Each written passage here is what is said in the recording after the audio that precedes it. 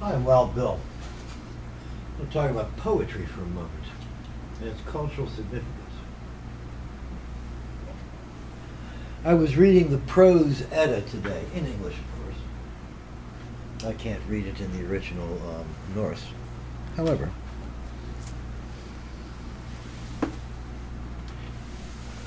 I am aware that when you read these classical poems, Herodotus, Hesiod, Homer, you read the Norse poets, I guess Bragi and Snorri. You do it in the iamb. Da da da da da da da da da. Da da da da da da da da da. In an era before a lot of our modern contrivances, that's dance mix. And pretty soon, the whole audience is going da da da da da da da da da, yay! Da da da da da da, and Odin said, yay! See what I mean? That's before you have radio, before you have newspapers, before you have town criers, before you have any communication of the written word. You have the poetic, the oral tradition. I call it the poetic tradition because in language, even in a simple language, there's a fairly complex arrangement of words needed to create every inference that you wish to create, depending on your surroundings, your situation, and what you mean to communicate. In poetry, you can remember that. Oh yes, in spring we have to harvest, and yes, in autumn we must harvest corn, and then, and you make a song. We would call that beat poetry today. It's sort of like what rap and hip-hop are. It is the taking a beat and appending data to it in a rhythmic way. That data being the spoken word. So before the written word, there was the spoken word. And before someone could write scripture or a history or the Popol Vuh, I think it is, you needed a spoken language. And you needed a tradition carried through generations before someone finally developed or adapted a written language so that you could codify all those old stories and those old poems into a form that future generations could enjoy or learn from or be impressed by. I am Ozymandias, King of Kings. Gaze upon my works, ye mighty, and despair. He worked at that quite hard. He made many versions of it before he got the one he wanted. Percy Shelley died doing what he loved best, dancing drunk on a rowboat in a storm. There's your rock star, guys. You don't know what a rock star is. That's what a rock star is. So, this poetic tradition is hugely important because that's how you remember what month to harvest in. You remember how high the sun must be for the summer to begin. You remember all these things through the poetic tradition. And the poet, in other cultures, he was the skald. He was certain kinds of druidic people were also that same thing. What Dungeons and Dragons tried to create with their bard idea is a bad version of what a bard was. A bard was a druid in training. What was the bard's meat and potatoes? All the songs, all the lists, all the calendars. They were all remembered and performed in poetry. So somebody said, the king said, I need to talk to so-and-so and see what month is best for this or that. And he would come and he would recite the whole thing for the king.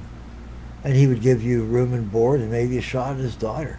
Maybe she didn't care if he was giving you one or not. She was coming in anyway because damn is she bored. And you're something new, bit of fluff. So this is how important the poetic tradition is.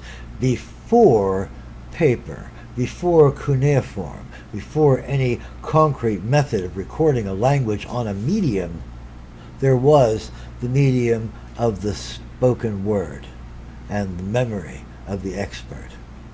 And so, if you studied under the Hesiod school of poetry, you would remember all these poems about who to thank for when your harvest is good, and who to thank for when your harvest is bad, and who to pray to if things are going wrong, or who's responsible for the ills and the unhappiness of the world, and why do you let bad things happen to good people. Hesiod's your man. But if you also want to know when is best to breed your goats and when is best to irrigate your fields for this crop or that crop, doggone, Hesiod's got a bunch of that too. Poor Richard's Almanac. You thought that Benjamin Franklin was a free thinker. And he was just very well studied. He was the dregs of the Neo-Renaissance men, the deists. Oh yes, it's all like it used to be, except we know more than they did, so they were fools. The deists. Talk to one someday. They'll tell you. They still exist. They say, oh yes, there's a cosmic architect or somebody that set up the... I mean, there's rules, right? You have to come from somewhere, but yeah. Why would a creature like that mess with a little ball of rock and water like us? So, Thomas Jefferson, George Washington, their writings seemed to indicate that they were deists. And so their view of religion and the comfort that can be gained by knowing that a higher power cares about you was lost on them. They were men that thought of themselves as the movers and shakers of the age, and they didn't have time to check with somebody else before they did something, unless it was a backer that was offering money. And then it was the age again of the spoken word. But I want to take us back before that again. Before you could write a flowery speech down, you had to be able to give a flowery speech. Somebody somewhere, a bard, a druid, a skald, somebody that kept the old records, that knows the lists of the gods, the lists of the ancient forefathers, the lists of the places we've been, the lists of our enemies, the lists of our friends, why people are stupid. These things are all carried by the oral tradition. This oral tradition finds its highest form in the poetic tradition, because a poet can do it, and suddenly everybody's with it. Even the people that would not normally listen to 5 words stacked together unless there was beer involved are going like this because it's cool. It's the pop culture and the ancient culture. And it's a tie between you and your ancestors. It's a tie between you and a time when you would not even understand what their lives were. How wonderful it is to be living here in the future of 1100 AD. Wow. Wow. What must it have been like for the early guys? So, part of this poetic tradition has to do with why we have certain things in our culture. When J.R.R. Tolkien went to write his monumental epic fantasy, his Silmarillion, in which is set the 4 stories, The Hobbit, the Lord of the Rings, or Fellowship of the Ring, the 2 Towers, and Return of the King. These are just a small incident in this vast story. We often admire him as a magnificent, once-in-a-generation genius because of this amazing amount of material he brought to this creativity. We have a tendency to like skitter away from the open things where something was suggested. And what the heck? Oh, well, look, now he's doing something. And so we pass him on a lot of marks that we might hold one of us to task for. We live in the future. We have all this to learn from. We should know better. But Tolkien did more than that. He drew on one of the richest traditions, the poetic tradition, the poems that still remain. The poems that still remain from ancient times. The Jewish scriptures, the Talmud, I think it is, right? The books of Moses. Pentateuch, is it? These are the remnants, or perhaps the whole, plus commentaries. I'm not an expert. But these are remnants in a cultural sense from a time that we could not imagine what life was like. We can present it on the History Channel. We present a lot of things on the History Channel. Mermaids, gray aliens.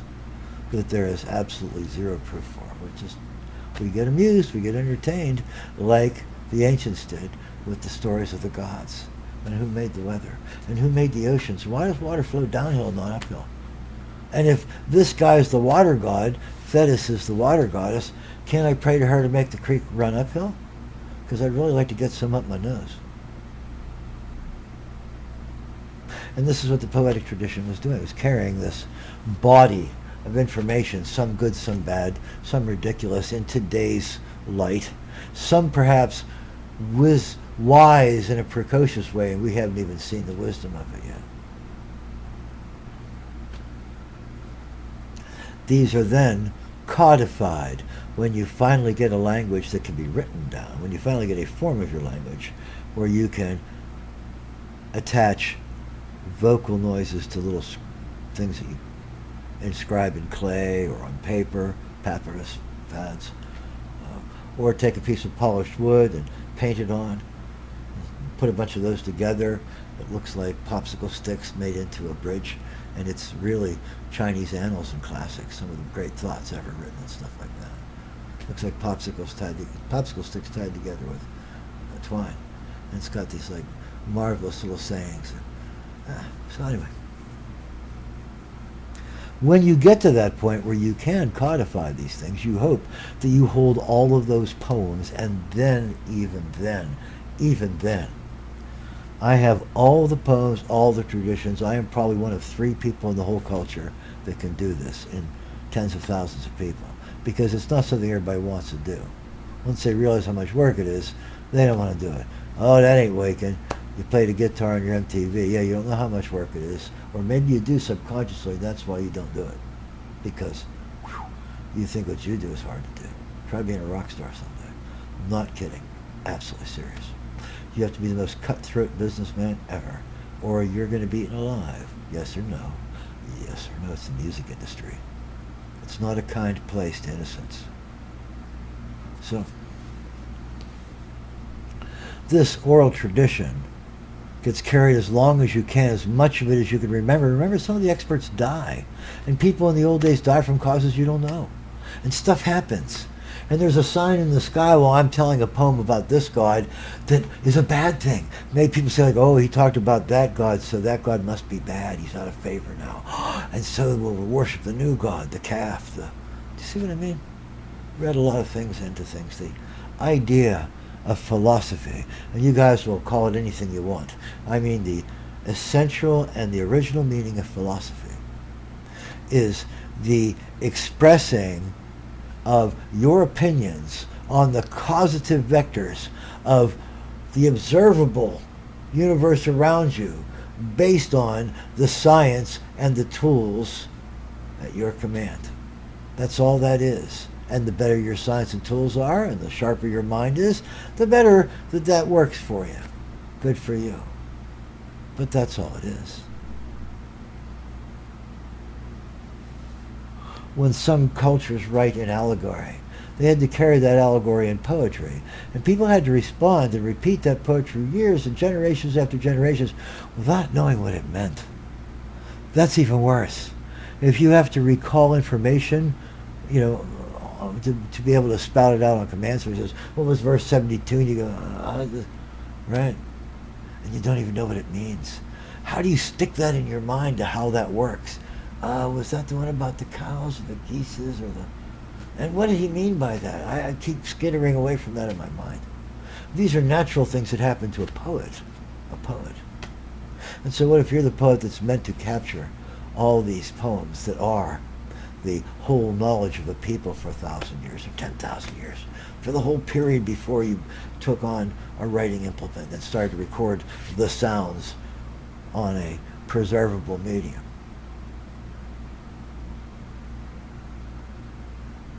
So that's how important poetry was. And when Tolkien went to compose his Silmarillion, as I said, this giant epic against which the 4 books of the Ring series are set, he drew upon this vast record of the poetic tradition that the Norse records already possessed, because language came to them the Vikings, people we would call the Vikings, the cultures that sent the people we would call Vikings out to cause trouble in other people's yards because they didn't want them around. That's how that works. You don't know that. They're the equivalent of, you know, okay, Vikings, proud and strong and accepting no master, and rather go across the oceans and raid somebody else than like deal with the president here. Motorcycle gang. The best ones, right? 1%ers. You guys are the Vikings. The king sends you away, doesn't want you near him. Unless you're Putin. Putin's got that motorcycle gang that loves him. I forget what its name is. But in general, this tradition is so vast. I don't mean vast like 1,000 Harry Potter books vast, because those aren't internally doctrinally consistent. Those are just entertainment. Those are not meant to convey any deeper message. And when kids try to find that, that's how they get into better fantasy writers. No offense, ma'am. Next, you go to, if you're lucky, you'll get into Michael Moorcock and then read how epic fantasy should be composed. And then you'll go looking for the people that wrote the great epic fantasies and thank Michael for being the springboard that sent you looking. Gravity's rainbow. This is the A-material people. So anyway,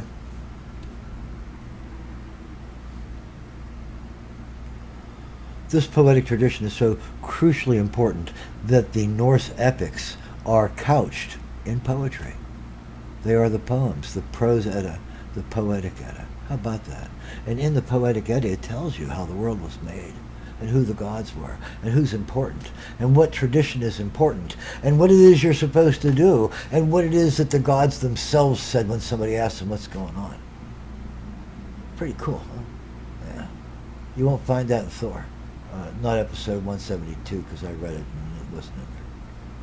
So now they're over 300. Maybe they're starting to put the prose in at least. But the idea is, this is the whole structure of poetry and this whole tradition of elves and dwarves and dragons and giants and great evils and rings and curses and the dwarfish love for gold that rings again and again and again in the German myths of various kinds, Teutonic tribal myths and the Celtic myths, and especially, of course, all the myths that derive from the Norse myths.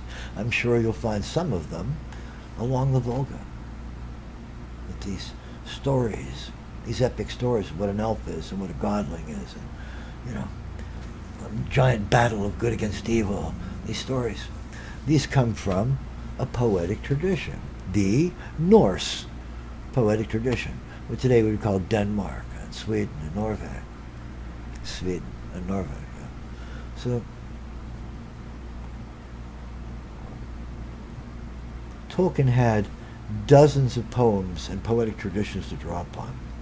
He had a rich mythological tradition full of elves and dwarves and their stories, and light elves and dark elves and giants and people that fooled other people a lot, and people that made people think they were cool but they weren't and they betrayed you, and people who were betrayed, and dark stories and dark, terrible tales. Hey, read Beowulf. Oh. So when you were presenting these before the written word, you would present them like a song. Da di da di da di da di da, or duddle-dee, duddle-dee, duddle-dee, duddle-dee, doo-doo, duddle-dee, duddle-dee, and people would be raising their fist pumping along with you, they'd be clapping along with you, they'd be slapping their, they'd be sloshing their mug or whatever, taking their hands and getting some more, having some, right? And this was radio, and this was television, and this was the movie theaters, and this was every mode of expression other than craftsmanship possible. A person telling these vast and wonderful stories from a beautiful, deep, and mysterious tradition. And here is Tolkien saying, oh, I'll take that and that and this and that and this and that and this and that, and I'll compose mine. And so the elves have a language because they did. The Vanir had a language. And the dwarves have this language, and they did because the dwarves were the dark people, the under people, lived under the ground. And they had this thing they did. And as a matter of fact, the Norse dwarves were well known for crafting cunning weapons and armor and all kinds of appurtenances. And here we go again. Tolkien's got that. And the elves are bright and shining. They were even called the light elves. And Tolkien's got that. They're all immortals, semi-angels, right? This is how powerfully a poetic tradition can affect the minds of those on the other end of that tradition. We're 1,000 years removed from that tradition, 1,200 years removed from that tradition. Can you imagine? That long. And a guy like Tolkien could come up with that concept and develop it to his own taste, but still in the development he takes from whole cloth all these traditions of the Norse poetic tradition, all these names and tropes from the Norse and schema from the Norse mythology, or the Norse mythological cycle. And he has plenty of research material. You just go back and read those stories again and say, oh, that's what I forgot. He did that. How about that, huh? Then you can flesh it. Well, I'm going to have to say what kind of clothes they were wearing. I'm going to have to say what their hair was like. I'm going to have to say, he didn't, but the people that try to interpret those things would. Right? I'm going to make a movie for Hollywood. I'm going to want to interpret it the right way. At least in a way that people think is cool. Not full Maximilian plate armor on King Arthur and his court in 400 AD. Not the same. Not the 15th century in the 5th century. Thank you. No. So anyway, this poetic tradition is huge. Like I said, Tolkien draws upon it so heavily that you cannot divest his story from the basic Norse cycles of the gods and men. Can't do it. So much of it is parallel. So much of it was drawn, like I said, whole cloth from. I'm surprised that his estate tries to, say, well, this is ours. We created this. Because no, they didn't. No offense. I mean, I love it. I'm glad that this estate is still supporting whoever it supports. I hope some of it are family members. I know that with estates, if it goes on long enough, it becomes people that didn't know the principles. And that's a beautiful thing too, I'm sure. But there you go. The poetic tradition is that powerful that it affects us thousands of years later. And that's all before we had the ability to place language on a preservable medium. You would send a messenger between kings, and he would have to memorize your message word for word. And if you got it wrong, retirement was tough in those days. Anyway, just thought you'd find that interesting. Maybe I did. The idea that the professional poet was a creature of substance and power, and upon him depended the tribe's whole memory for many, many years before each language picked up a written form. This was how information was transmitted and preserved. The poetic tradition.